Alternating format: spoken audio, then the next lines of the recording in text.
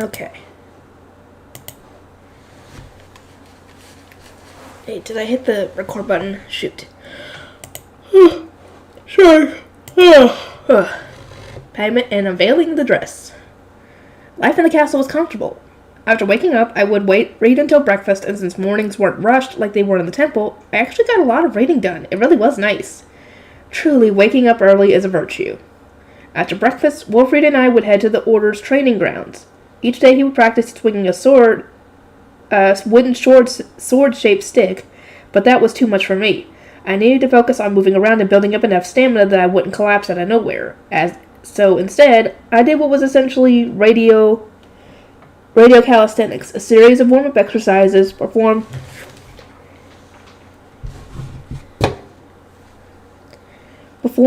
to guidance from a radio broadcast from memory under Eckert's supervision.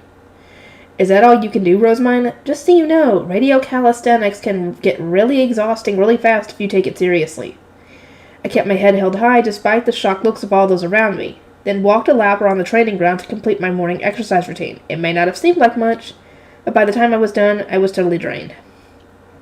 Third bell marked the end of training, at which point we moved to Wilfried's room for our morning lessons together. As he could read and do a little math now, geography and history lessons had been inserted into his schedule without me noticing.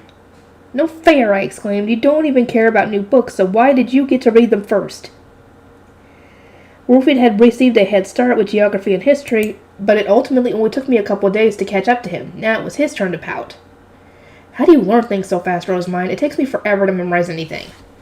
I have an advantage since I traveled through much of the duchy for the Harvest Festival and Spring Prayer. The tax official who accompanied me at the time tonight taught me all about their respective exports, hence why I'm already so familiar with them. And so we continued our studies at each other's throats the entire time. We were currently in the middle of studying the important events in Ehrenfest's history, starting from the point where Sylvester and Wilfried's direct ancestor became the Archduke. It was pretty interesting stuff. Sylvester was the seventh of his line to assume the role since then, and his family had around 2 centuries of history here in the duchy. Once morning studies were over, Wilfried and I ate lunch together. Harspiel practice then followed in the afternoon, after which point Wilfried returned to his studies and I started needlework. I was being made to do lacework and embroidery, likely to pave the way for my eventual marriage. Riarda, might I avoid learning to sew and knit by simply deciding not to get married? Milady, what has gotten into you? You must get married, there is no question about it. I suppose so. I was merely just complaining out of boredom. Riarda really blew it up at the idea. After a few days I gave in and just did my best with the lace and embroidery. If only I was as skilled as Mom and Thule. Fifth bell marked the start of our free time. Wilfried often took this opportunity to see his younger siblings in the main building of the castle, something he had gotten permission to do from his parents before they left. He had previously invited me to join him, but according to Riarda, that authorization wouldn't extend to me since we weren't siblings of the same mother. I must go to the book room, but you may read one of my picture books to them in my place, Wilfried. Do your best to raise them into book-loving children, I would say to him before spading to the book room. There, I spent my time blissfully surrounded by books, but it was never long enough, always seeming to go by in an instant. Come 6th bell, Riarda would tear me away from whatever book I was reading to eat dinner, after which Wilfried and I would go to perform mana replenishment. The reasoning for us doing this so late was that we needed to wait until the scholars had left the Archduke's office. Bonifacius was there waiting for us, and while he did provide Wilfried with support, we were the only ones who did the actual replenishing. The actual acting Archduke needed to preserve their mana, and thus it was best for him to lead the process to us. Once the mana replenishment was over, I would take a bath and read until Riarda barked at me to put my book down and go to sleep. Thus concluded a peaceful day in the castle. Earth days were my days off, meaning I wouldn't have to study, train, or do anything else. I could simply do whatever I wanted, which was a big change of pace from the temple where every day was the same old routine. That didn't mean I could spend all day reading books, though. Angelica came home from her supplementary lessons on Earth days, so we would borrow a room in the main building and have a little study group. Angelica, how are your lessons going? I've passed 80% of my classes, just a little more to go, she replied, her bright smile suggesting she had a little more confidence in herself now.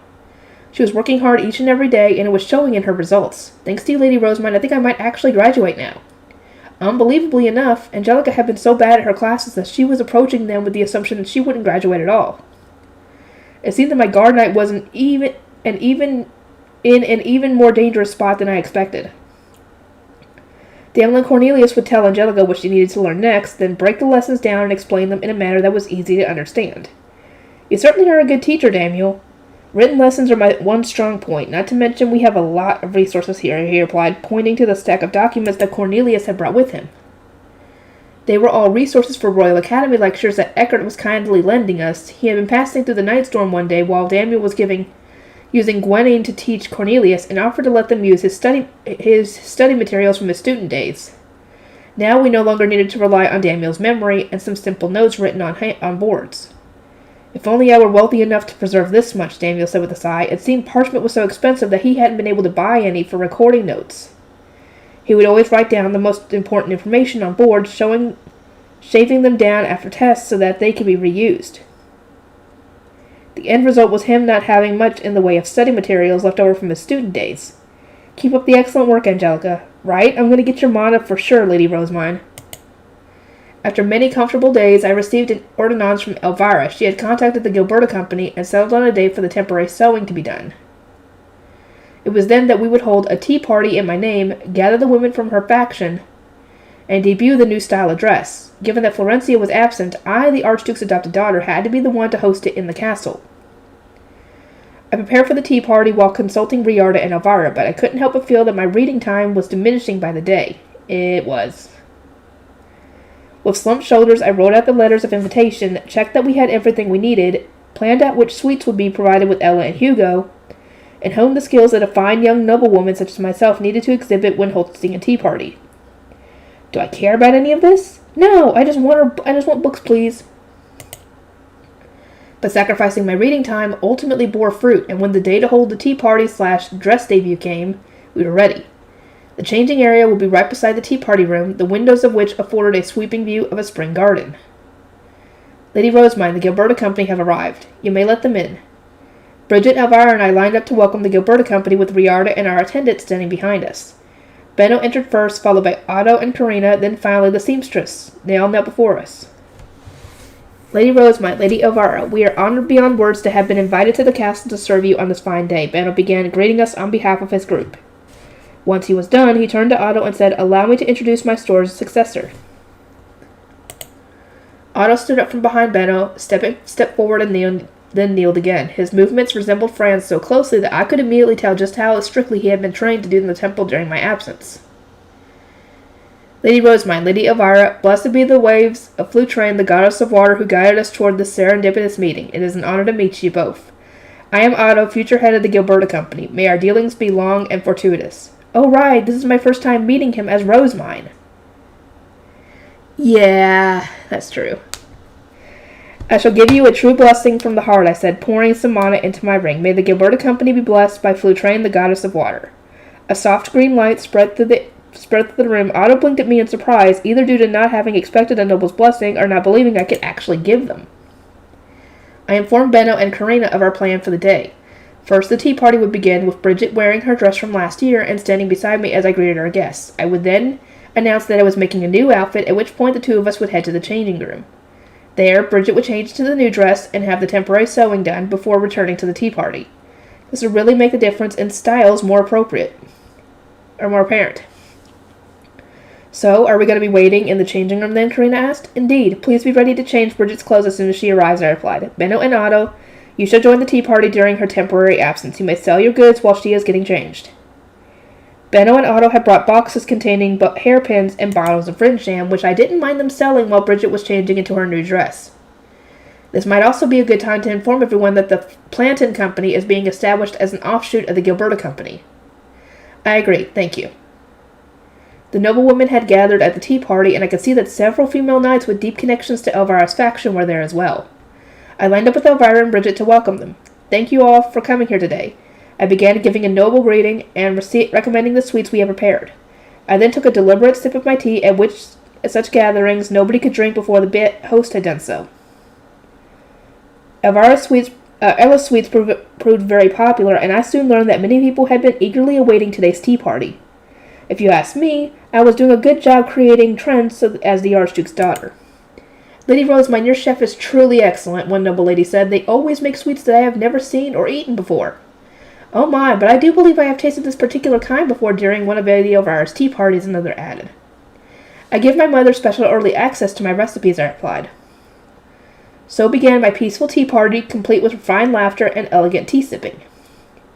This is pound cake, is it not? Another noble woman asked. I quite adore pound cake. When I still lived in the temple, I received much assistance from Gustav of the Offmer Company and his granddaughter Frida. As thanks for their help, I rewarded them with my pound cake recipe.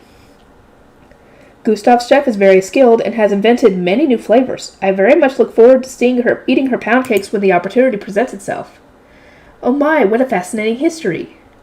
I traveled along the tables, dividing my time between our guests as equally as I could. Once that was done, it was time for the main event.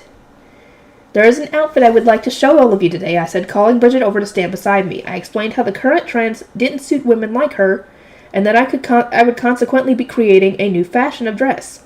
Today, a new outfit of such a fashion will be adjusted to fit her. I would also like for all of you to consider what else might be done to make Bridget look even more attractive. With that, I took Bridget with me to the changing room next door, and after making sure those seamstresses were all ready to go, ready to get her changed, I nodded. Karina, I leave the rest to you. Ottilie, come and inform me when Bridget is ready. Shall we go, Benno? Otto? As you wish. And so I exited the changing room with Benno and Otto, both of whom were carrying boxes filled with products. When we returned to the tea party, I informed our guests that the Gilberta Company had originally dealt exclusively with clothing and apparel, going on to announce that they intended to return to these roots by establishing the Planten Company, which will be handling their learning materials and books from here on out. Noblewomen watched on with interest. I gave them the name Planten myself so that they might continue to sell my books and learning materials, I concluded, shifting the topic to studying. Hearing this, the ladies got quite actively involved. It seemed that their younger children had quickly learned their letters and math through Rosemine brand learning materials, inspiring heated competition with their older brothers and sisters. They learned to read so quickly with these carta that their teacher could hardly believe it, one lady said. Oh my, the same happened with yours? I suppose there truly is something special about Lady Rosemine's materials. The children had had so much fun competing in the winter playroom that they all left motivated to win next year, I said with a polite smile, circling the tables as Planten and Gilberta goods were sold. I am making yet more new picture books, and it would please me greatly if you were to buy them around the Starbind ceremony or during the next winter socializing. It was at this point that Elvira chimed in. Oh yes, that reminds me. Cornelius has been ever so invested in his studies lately. In the past, he said that he only wished to learn the bare minimum expected of an arch noble. But now, he is fervently reading books on tactics and collecting study notes. He plays Gwenin with Karlstadt and asks Eckert all about what he learned in the Royal Academy. What has inspired this fervor, I wonder? It is thanks to your materials, she asked, glancing my way. Competition inspires one to try their hardest so that they can beat their opponents. From what I saw in the playroom, this is especially true for men, I said, once again putting on my courteous smile as I provided the most surface-level explanation possible. I couldn't exactly say that all my guard knights were gathering together as part of the Ray's Angelica's Grade Squadron to hold their own study groups and such. Nor could I divulge that Daniel had in fact been unloading a lot of work onto Cornelius since he didn't have the time to prepare for Angelica's return on Earth days when following me to the temple, and of course revealing that Cornelius was working so hard because I had promised to give him one original recipe from an unpublished list if we got Angelica to pass her classes before summer was completely out of the question. All I could do was smile and deflect. Oh my, and this is a hair ornament just like Lady Rosemine's? Indeed, I order all of my hair sticks from the Gilberta Company. These flower ornaments do not just serve as hairpins, they can decorate clothes as well. Would anyone like to order some, I asked, leaving Benno and Honor to take care of the rest while I speedily returned to the changing room. Karina, do we have any spare hair sticks, I asked, as she was making the final adjustments to the back of Bridget's dress. It appeared that they were almost done. We certainly do, but why do you need them? I would like for you to remove the flower parts and use them to adorn the dress, such as on the cloth heavy parts around the waist, just like this. I took 2 hair sticks and demonstrated by pressing them against Bridget's dress. Karina blinked several times, then nodded. I will begin right away. By the way, Karina, my apologies for rushing you despite saying that you would have plenty of time to expand on this. Mother's letter must come as a shock. Karina shook her head with a smile.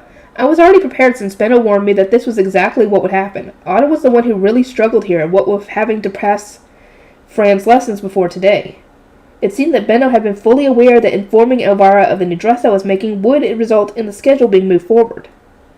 Once again, I had to gape in awe at how good he was at predicting the future. Yeah, Benno's awesome. Oh, and here you are, Lady Rosemine. Benno wanted me to give you this. Karina said, handing me a letter which I briskly skimmed. It contained a lot of lengthy, noble euphemisms, but the overall message was clear. You gotta lay the groundwork before introducing new things, you absolute idiot. He had mentioned this back when I was going to be an apprentice merchant, and now he was having to teach me this same lesson once again.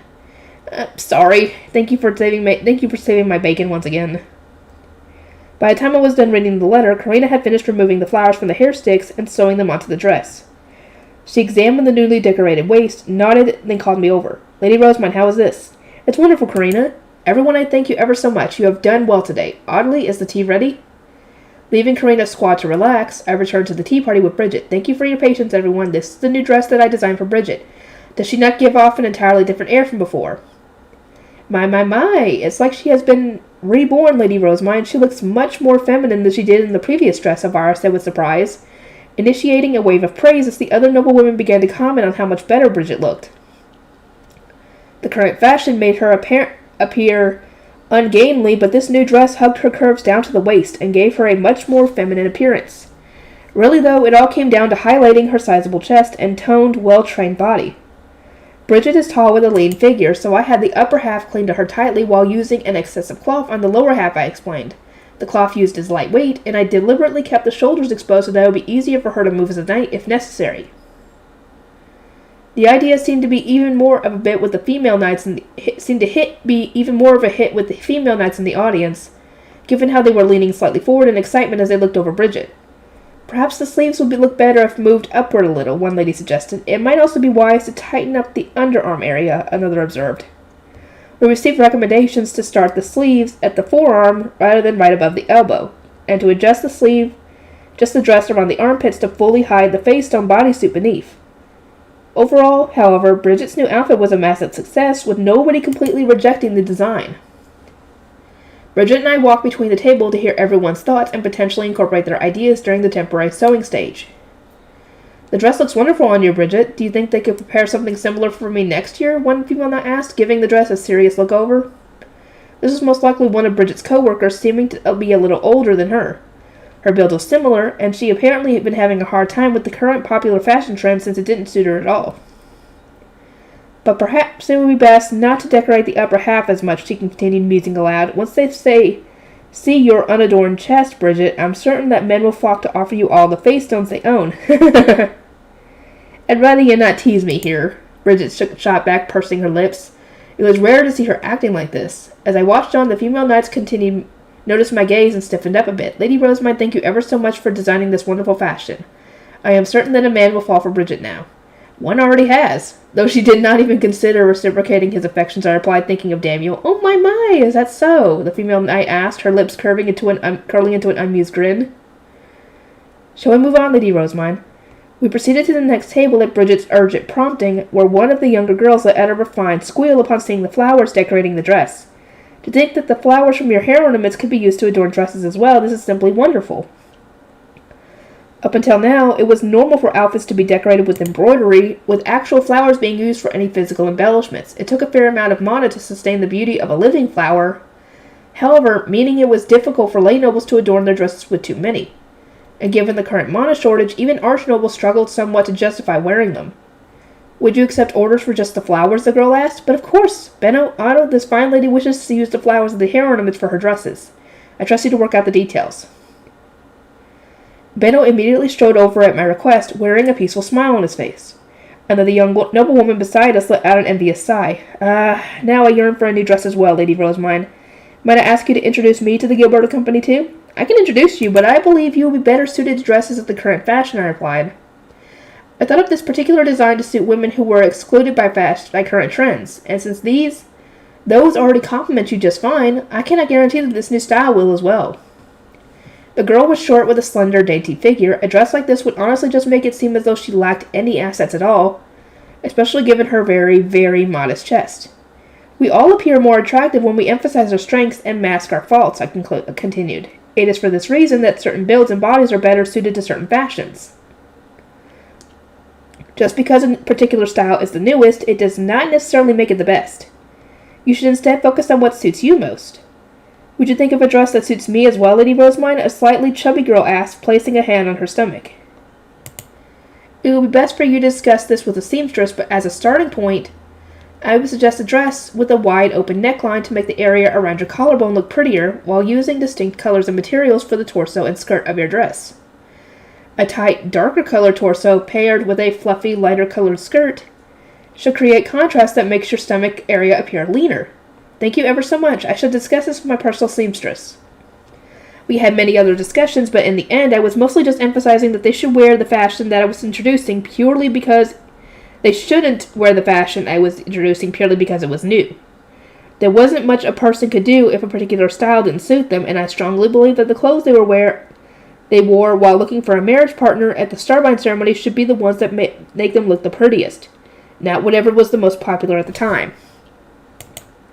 I returned to the changing room with Bridget, where we listed the concerns expressed to us by the elder noblewoman and suggested adjustments for the finished dress. Its debut and our attempt to secure public approval of the new fashion had gone off without a hitch.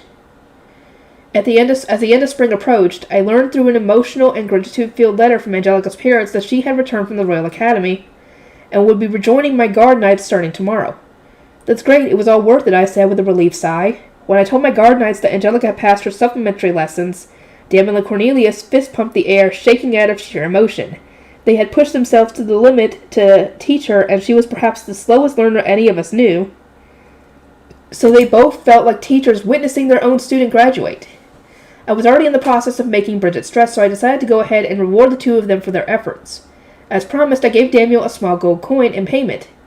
I thank you deeply, Lady Rosamine. Now I can repay my brother for the money he lent me, he said, rejoicing as he clenched the coin in his hand. A cold sweat ran down my back. That debt is from when he had to partly pay for my court ceremonial robes, right? I ended up barely wearing them at all since I became the High Bishop, almost right after they were made.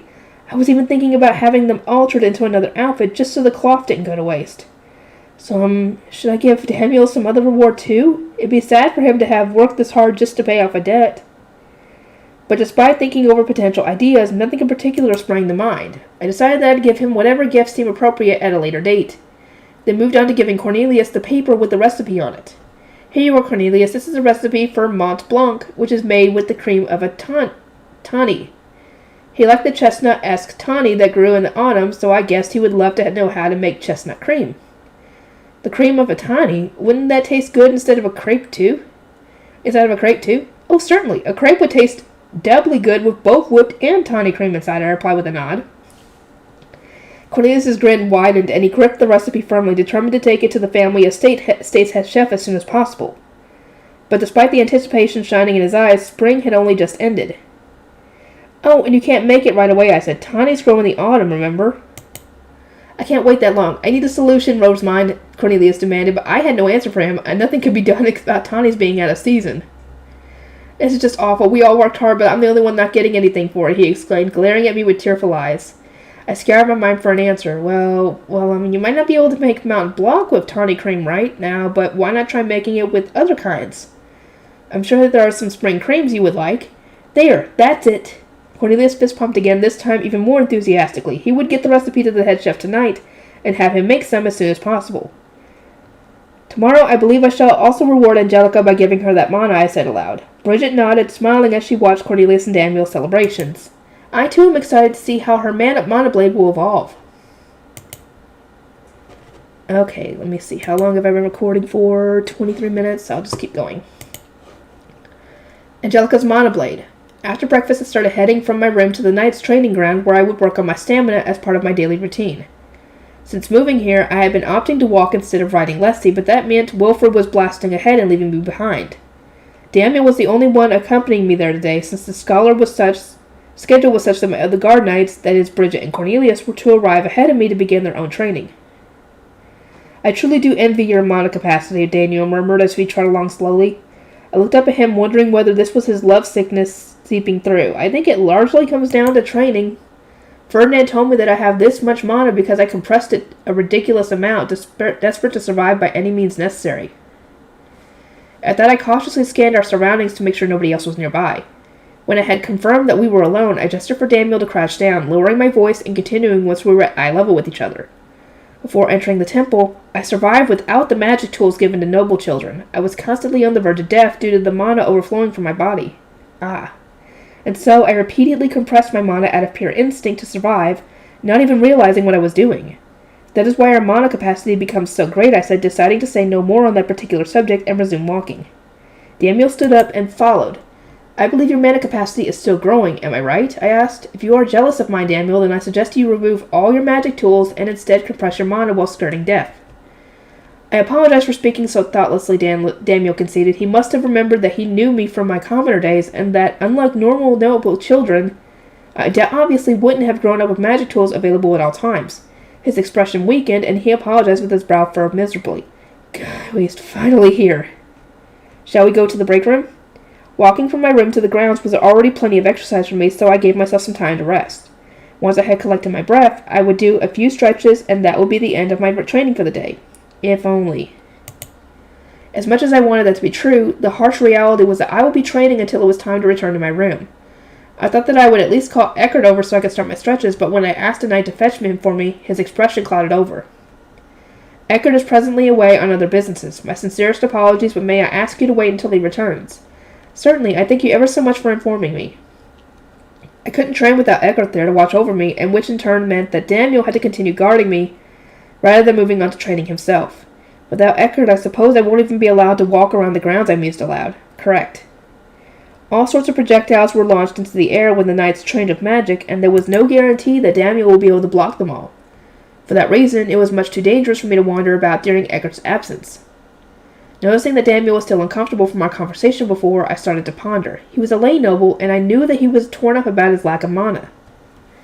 I was also aware that his small mana capacity was the reason that Bridget refused to even consider being with him. But I had already given him a blessing. There was nothing else I could do. His only way forward was to work hard on his own. So, Daniel, I heard that kids are taught to control their mana upon entering the Royal Academy, including through mana compression. But my methods may differ from noble ones, in the same way that I learned the names of the gods differently from everyone else. When it came to controlling mana, the most important thing was having a clear mental image to focus on.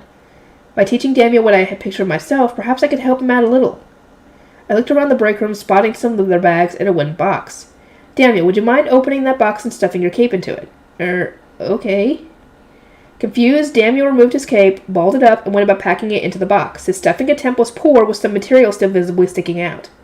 Consider the box to be your body, and the cape your mana. At the moment, your mana is entirely uncompressed. What would you do if you wanted to compress it and thus increase the amount of space inside of you? Daniel silently folded his cape and placed it back in the box. There was now a bit more space than there had been when it was mostly balled up. Good. When picturing mana compression, imagine repeatedly folding capes to increase how many you can fit inside the body. Does that make sense?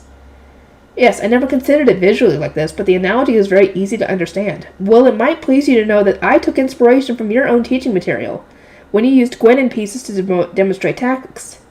Daniel clapped his hands together in realization. One's mental image was crucial when it came to controlling mana, so I had concluded that giving a visual demonstration would be easier to understand than explaining verbally. Now, in a similar fashion, try folding your mana and compressing it inside of yourself. Understood. With that, Daniel shut his eyes, drawing his brows together in concentration. As he started moving his mana, I waited silently for a moment when an inspired look washed over his face, and his eyes opened again, brimming with fascination. I did it, Lady Rosemine. I was able to compress my mana far more than I ever have before. I see. Excellent. I do not know how long it will take for your mana to grow, but I imagine there are a few opportunities for you to use it while guarding me in the temple. I suggest allowing it to build up and compressing it as much as you can, which should ultimately improve your capacity, I suggested. Ferdinand had told me that getting used to containing a large quantity of mana would improve how much a particular vessel could accommodate. Samuel, would you fetch me one of those leather bags, and lend me your cape? Very well. I also wish to demonstrate the method I personally use to compress my mana, which goes something like this, I said, taking both items from him. I folded the cape and placed it inside the bag in a similar fashion to what I had already shown him. Then sat on the bag to force out the air, completely flattening it. The result was that the cape taking up even less space than it had while it just folded. Upon seeing this, Daniel's jaw dropped. You are also welcome to use that as inspiration if you wish, I said, taking out the compressed cape that was now completely covered in deep creases. Oh. As Daniel cradled his head, desperately trying to smooth out the wrinkles, a small bell rang from behind the door. You may enter. In came Angelica, her light blue hair swaying behind her head in a Securely contained ponytail. I am back, Lady Rosemine. Starting today, I will resume service as your guard knight. Thank you for all your help. Welcome home, Angelica. You're finally finished all your lessons, I've heard. Your hard work has been rewarded. Angelica had needed to give greetings and deliver reports all over the place before finally being able to come to the training grounds. Bridget and Cornelius had come as well, intending to switch with her and Daniel to give them a chance to train. As I am unable to leave this room until Eckert comes for me, Angelica, I was thinking that I could use this opportunity to pour my mana into your mana blade, or would you rather we begin another time? Let's do it now, please, Angelica responded at once. Everyone else agreed that they wanted to see how the mana blade would change when my mana was poured into it. They were particularly curious since it was apparently rare for someone to actually give their mana to another's mana blade. I admittedly know nothing about mana blades, so would you be so kind as to teach me, I asked? I also wish to see what your mana blade looks like. Here it is, Angelica said, drawing the sword from her hip. The sheath it had been stored in was of a similar size to that of a dagger, but the mana blade, when pulled out, ended up being about 50 centimeters in length. That's certainly longer than I expected, I said, blinking in surprise. Angelica nodded happily. The blade grows based on how much mana you put into it. It started off even shorter than a knife, she said, going on to explain that it had gotten this big over several years of gradual effort. Longer blades are better for fighting Fabies, so I want it to grow as fast as possible. I also want to get aptitudes that I don't have. What are aptitudes, I asked, tilting my head in confusion at the new term. Bridget was the one to answer, since she knew that having Angelica try would take twice as long. She's referring to mana aptitudes, which are elemental affinities that you are born with. It's easier to get divine protections from the primary gods depending on which ones you have. Can you not receive their divine protections without them? You can, but it is difficult to catch the attention of the gods and earn their divine protection without having something to aid the process. Bridget continued, it turned out that while having the right aptitudes made it easier to get divine protection, it was also possible to receive it without them. Angelica wanted to get them on of others so that her mana blade would obtain their aptitudes and thus secure her the divine protection of various gods. What are your aptitudes, Angelica, I asked. I have aptitudes for fire and wind, though in the end I couldn't get Shitsaria's divine protection. It's possible to not receive a god's divine protection despite having the aptitude for them? Bridget frowned uncomfortably. That could possibly happen in rare instances, perhaps, she said. I could guess from her tone that having the right aptitude normally guaranteed divine protection. I asked everyone else what their aptitudes were, therefore learning that Bridget had aptitudes for fire and earth, while Daniel had an aptitude for wind. Cornelius said he had aptitudes for light, water, fire, and wind, which took me by surprise at first, but he promptly explained that it was normal for an archnoble close to the archducal family. Archnobles always had more plentiful mana and a broader range of aptitudes. What are your aptitudes, Lady Rosemine? Bridget asked in return. How should I know? I just found out about all this. All I could do was shake my head, though. It seemed like she expected me to know, but I certainly didn't. I haven't a clue. Where might I find out? Did Lord Ferdinand not tell you when your mana was registered for your baptism? Cornelius asked.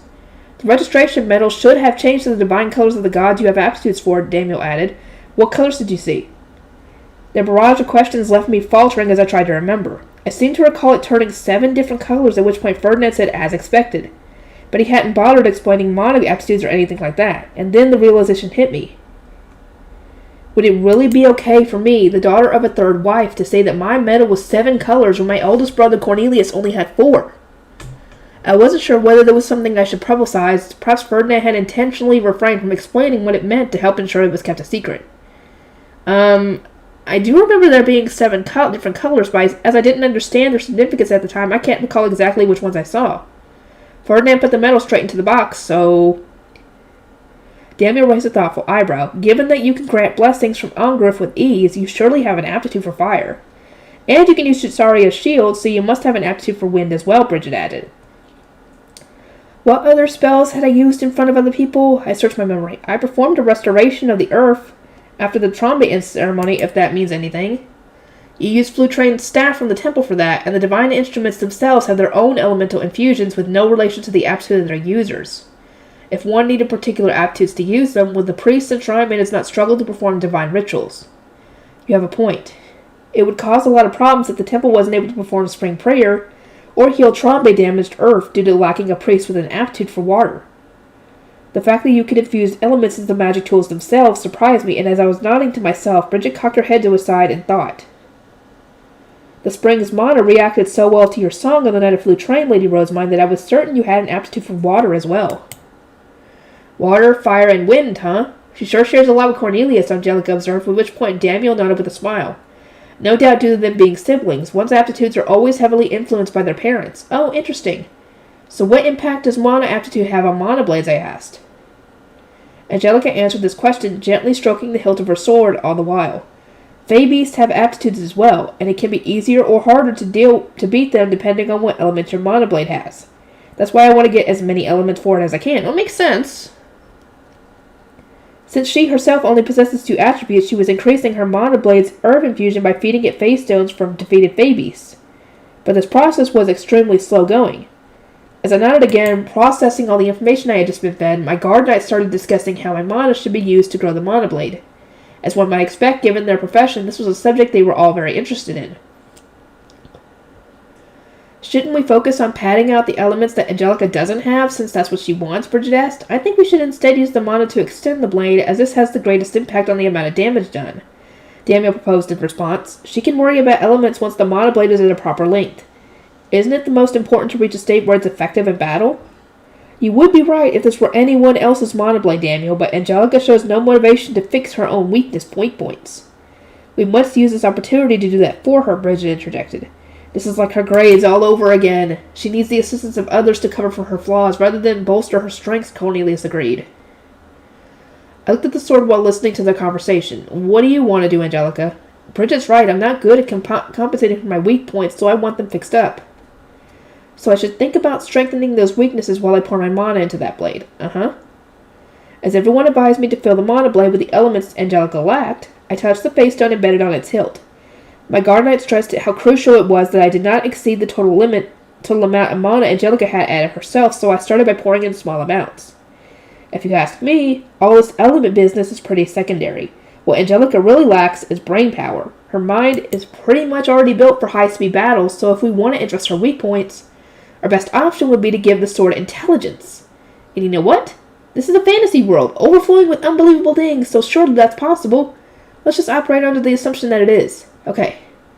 Let's make it intelligent enough that it can listen to and remember what people say, bark out corrections whenever Angelica messes up, and give her advice since she's lacking in knowledge. Wait, that wouldn't even be a sword, it'd be another Ferdinand. It would be another Ferdinand. Oh dear. If she's actually able to make it intelligent, that would be insane. Ferdinand would have a cow. No, he'd have a connection. No, he'd have a brain aneurysm trying to figure out how the heck she did that. What are you all doing crowded up over there? Eckert, I cried, literally jumping in place as my thoughts were suddenly interrupted. Well, Angelica brought her mana blade for me to pour mana into, so absolutely not, Eckert shot back, shutting me down mid-sentence. Growing a mana blade is no simple matter. Give it mana only when Ferdinand is here and observing the process. I glanced at the sword, having already poured mana into it. Oops. Too bad, it's already done. Oh no, there's no future where I don't get yelled at now. Eckert, dear brother, this is rather difficult for me to say, but I have already given it my mana. He flinched, then instantly sprang into action, whipping out his staff in one hand and a yellow face stone in the other, striking the latter while shouting ordinance. Oh dear. Now you've done it. He's gonna go tell Ferdinand. Oh no. Oh no, no, no. Oh, but wait. Ferdinand's gonna be there, which means you can ask about the mana aptitude thing.